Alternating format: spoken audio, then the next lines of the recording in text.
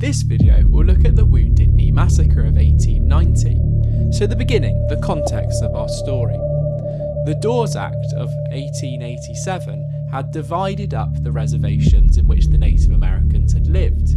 Indian land has now been taken away by the government, and the Native Americans are expected to live on 160-acre plots of land.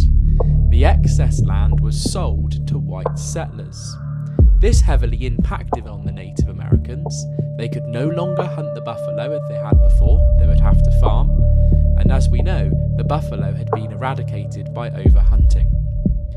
Our development of this story is people rebelling against the Dawes Act, Indigenous people rebelling. They rebelled by doing something called the ghost dance out of desperation. It was a dance that Native Americans believed would bring back the buffalo and bring back their ancestors.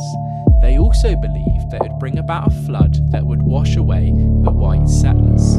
Bands of Native Americans who did not want to live on these plots of land and farm began to gather together at what was known as the Wounded Knee Creek. The US Army was cautious regarding them because they weren't following orders, so the government sent the army to surround Wounded Knee just to monitor the natives. Many of these natives then began to do the ghost dance, led by Chief Bigfoot. Chief Bigfoot had told the natives that if they wore a special white shirt, if the army fired upon them, the bullets would ricochet off and they would not be harmed.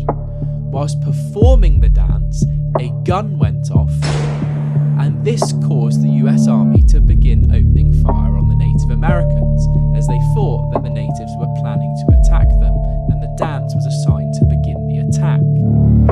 All in all, 250 Native Americans were unfortunately killed, many of these being women and children. It was a brutal massacre in which it's seen as a stain on American history.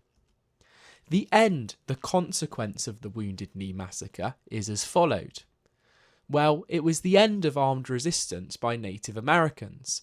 After this point, there were no more uprisings or wars from the natives towards the US government.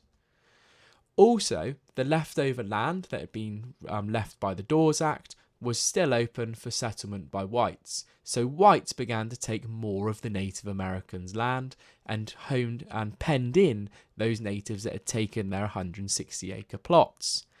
Many natives had sold off their 160-acre plots and were now left quite poor. It showed that the government was following a policy of assimilate or die, so live like the whites or die, and some Native Americans chose to live this way, others fled to Canada.